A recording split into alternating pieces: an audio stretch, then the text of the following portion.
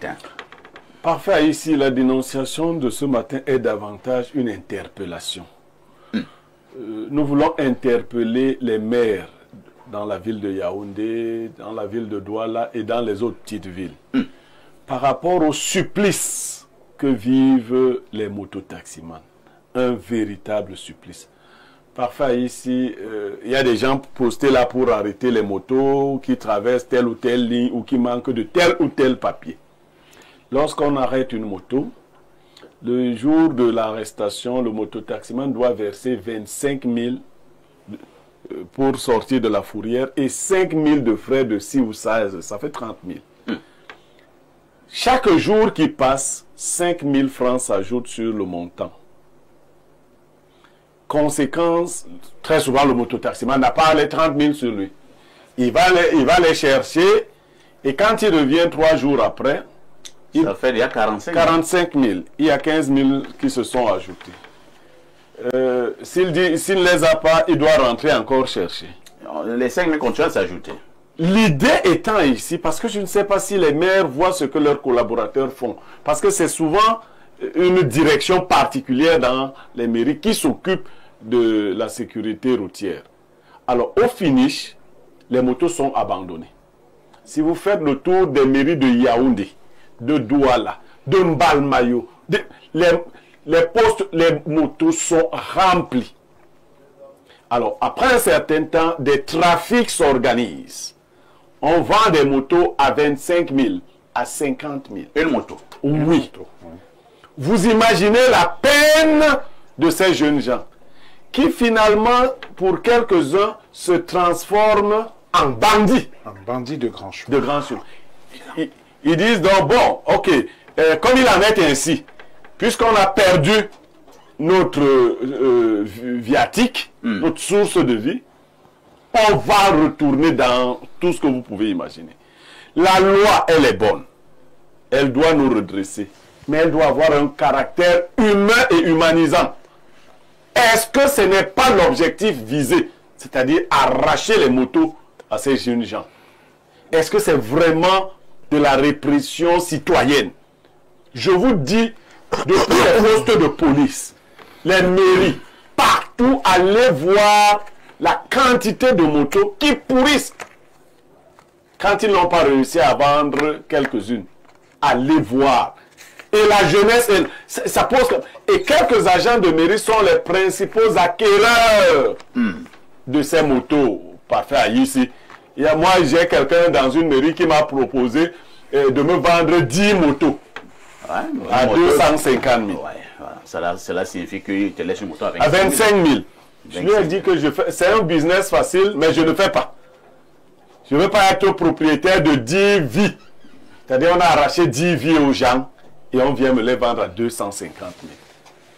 Voilà. Très bien, merci Pierre Blériot pour cette dénonciation, tout en vous annonçant que nous avons un invité surprise ce matin. Il s'agit de la giga, de la méga star Belka Tobi, l'un des meilleurs de sa génération. On l'aura tout à l'heure, il vous dira bonjour à sa manière. Il est dans ce studio. Le temps pour moi de passer d'abord la parole à Alain Douk. Alain Douk, Pierre Blériot pose un problème social, un problème de cœur. On sait comment c'est difficile d'acquérir une moto lorsqu'on est un petit chômeur, de rien du tout. Et maintenant, si on met sur pied des stratagèmes de cette manière pour vous l'arracher, est-ce que ça ne fait pas mal au cœur? C'est carrément, possiblement une tragédie sociale. Parce que on connaît à quel niveau nous en sommes avec les statistiques sur le sous-emploi et le chômage, notamment encore en zone urbaine, c'est plus grave. Vous avez donc des jeunes qui, sur la note de la débrouille, essayent quand même d'avoir un moyen de subsistance pour régler au quotidien un certain type de problèmes, pour survivre. Moi, je vois tout le temps là, même tout au long de cette semaine, j'ai vu des agents de la police municipale. Ouais. Là, par partout ici au quartier Foulane, etc., ils ont souvent des sorties très musclées. Ils sont très violents. Oui, ils ne sont pas, dans les manières, ils ne sont pas civilisés.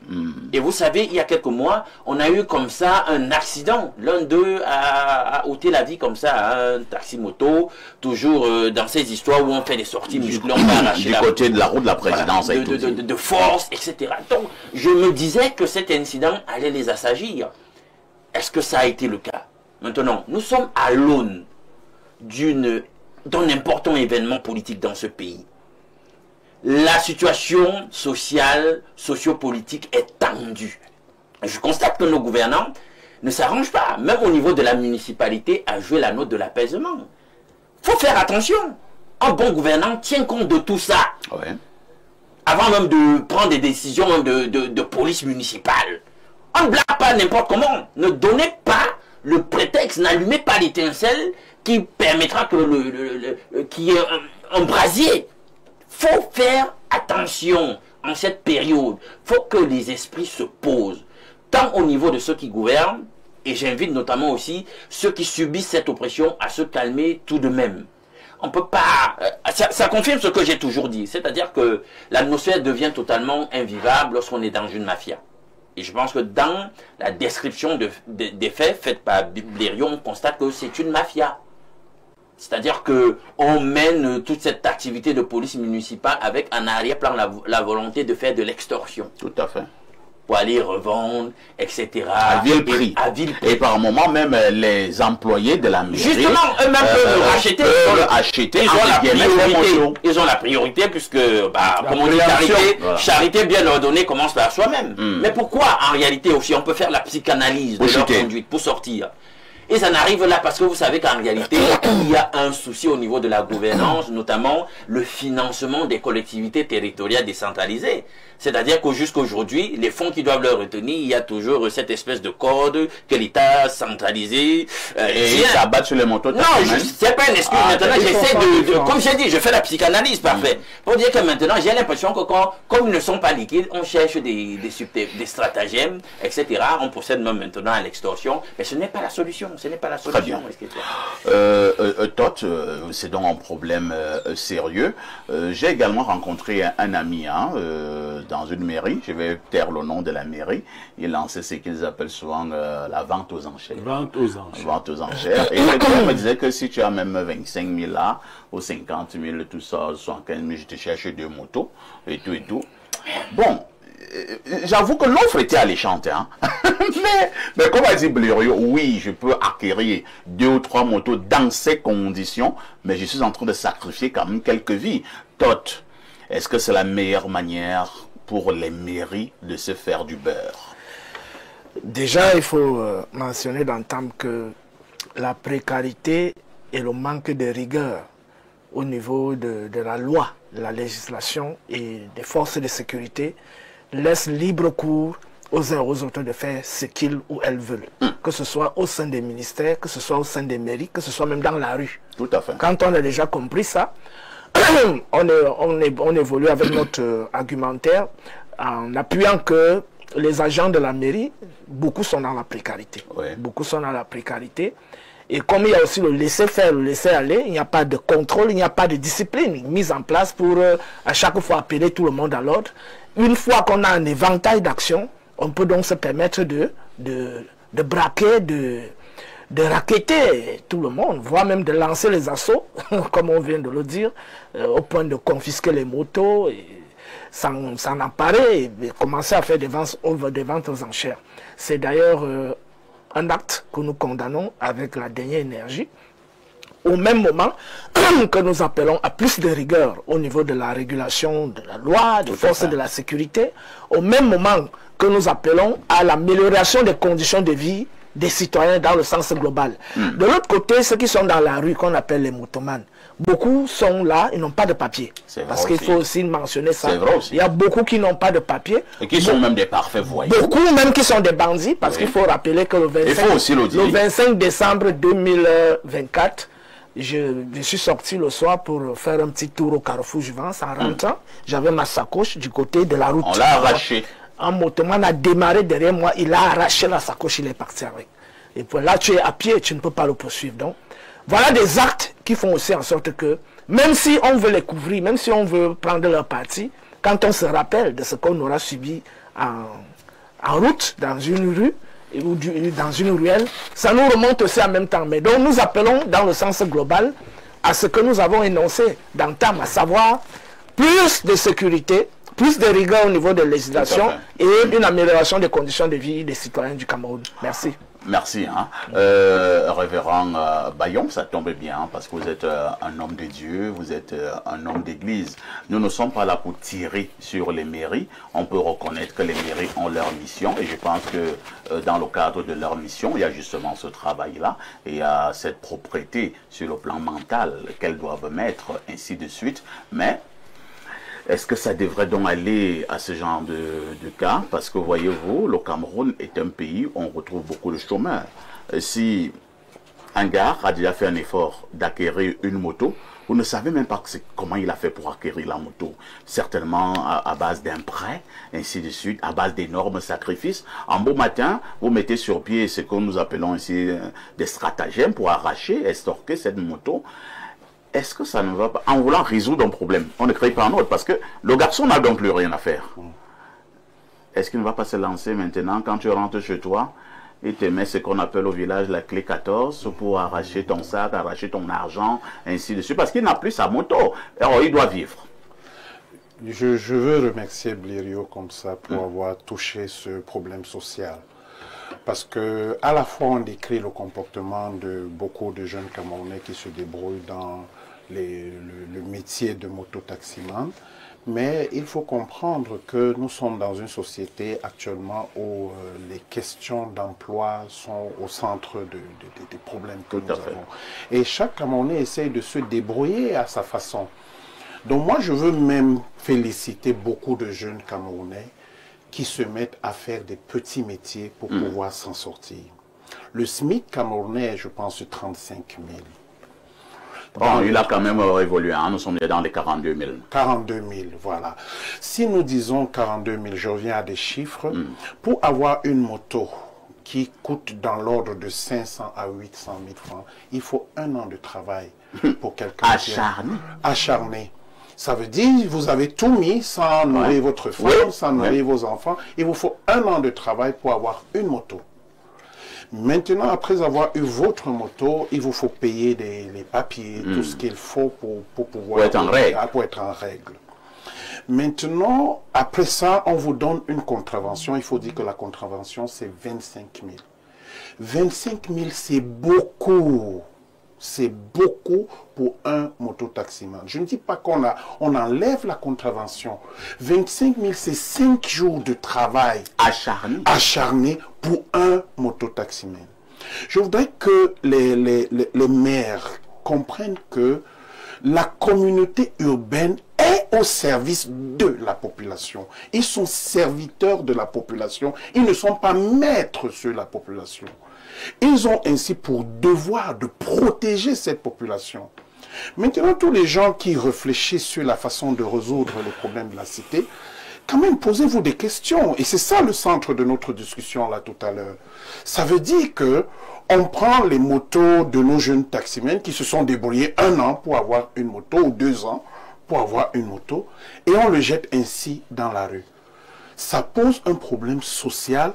Dans un moment où, n'est-ce pas, Alain disait tout à l'heure, une étincelle peut s'allumer. Et ces gars-là sont solidaires parce qu'ils savent ce qu'ils souffrent. Vous touchez un moto-taximan, vous vous trouvez entouré de 50 à 100 à la minute. À la minute. Donc une étincelle peut déclencher et provoquer un autre problème que nous ne savons pas dans notre nation. C'est ici le moment de peut-être interpeller, n'est-ce pas, les pouvoirs publics, de regarder cette histoire attentivement. Moi, je vais vous donner une anecdote. On chutera par là. Je chute par là. Je suis devant la basilique ici de Volier et un mototaximan est arrêté de manière musclée par ce groupe, cette police municipale.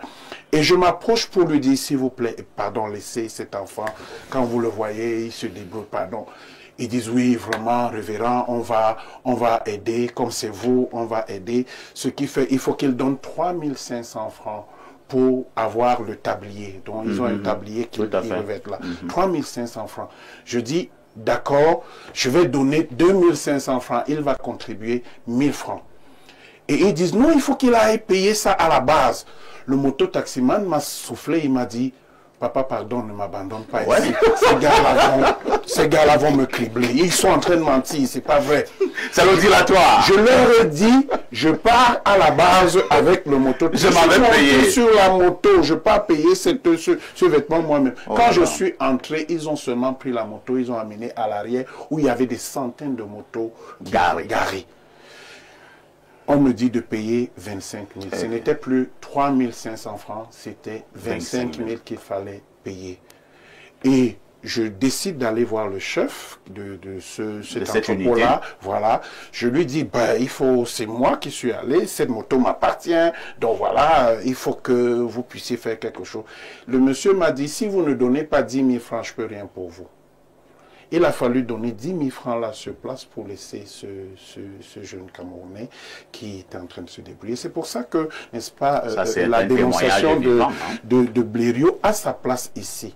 Nous décrions, et je veux dire aussi, vous voulez que les mototaximans changent. Quelles sont les mesures éducatives? Quels sont les leviers qu'on appuie pour que cette société puisse changer? On ne forme pas, peut-être, on n'a pas des séminaires de formation dans les mairies pour pouvoir leur dire comment on se comporte en société, des choses dans l'accompagnement, y compris pour le développement. Ça veut dire qu'on peut même vendre les mototaximans aux mototaximans sous certaines conditions. Ça veut dire, on vous dit, vous récupérez votre moto qui est confisquée à 25 000 à condition que vous fassiez ceci, vous fassiez cela, vous fassiez ceci. En fait, il faut des idées. Il ne faut pas mettre, n'est-ce pas, le Cameroun à feu et à sang, parce que nous sommes dans une atmosphère tendue en ce moment. C'est là que je peux apporter ma contribution. Merci, révérend Bayon. Pierre Blériot-Niamey, que nous ne sommes pas là pour mettre de l'huile dans le feu, mais par moment, nous avons vu dans certains quartiers, hein, j'ai même vu, pas très loin de là où nous émettons, à Dakar, en bas, à Yaoundé, un motoman, comme on les appelle vulgairement, qui s'est déshabillé. Il s'est mis à nu pour contester et faire comprendre son ras-le-bol face à la police municipale, et où il disait, vous allez me donner ma moto. Et il s'est déshabillé, il était, comme on dit, il était sans caleçon. Il dit, vous allez me donner ma moto.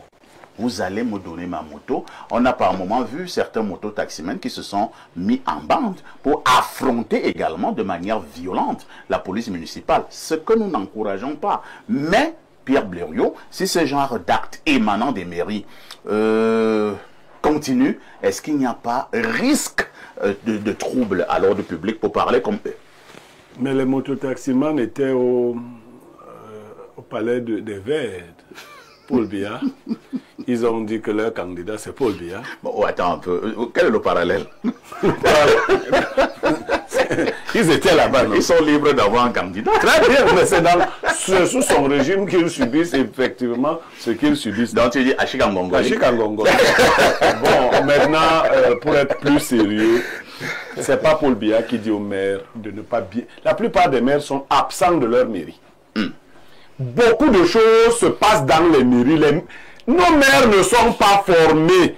Dès que tu as un peu d'argent ici et là, tu achètes la mairie parce que tu veux souvent porter l'écharpe là, le bandeau de toile couleur là. Le vert aux gens. Voilà, tu veux avoir des pouvoirs, tu veux menacer les gens, tu veux t'asseoir aux premières loges quand il y a des cérémonies. Mais le véritable travail du maire, vous avez rencontré combien de maires en route en train de vérifier le travail que font leurs je ne sais pas comment je peux qualifier ces gars qui se retrouvent. Vous avez même regardé le visage des gars qui sont en route. C'est comme si on les choisit par les je ne sais pas. Je ne sais pas comment on fait. Presque dans tous les... On cherche les gars les plus violents et les plus barbares, sans éducation. Vous prenez donc des bandits pour aller redresser d'autres semi-bandits. Est-ce que ça donne? Ça ne donne pas. C'est pas comme ça qu'on gère un État. Il faut... Le texte du chef de l'État, je l'ai lu, qui vise la création des polices municipales. C'est l'un des textes les plus longs et les plus riches qu'on ait au Cameroun.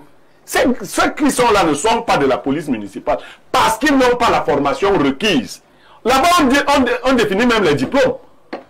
Ce n'est pas quelqu'un qui a raté tout dans sa vie qui devient policier municipal.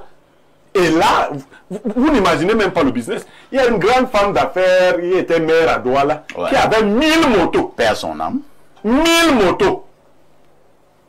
Mais elle n'avait pas acheté les 1000 motos.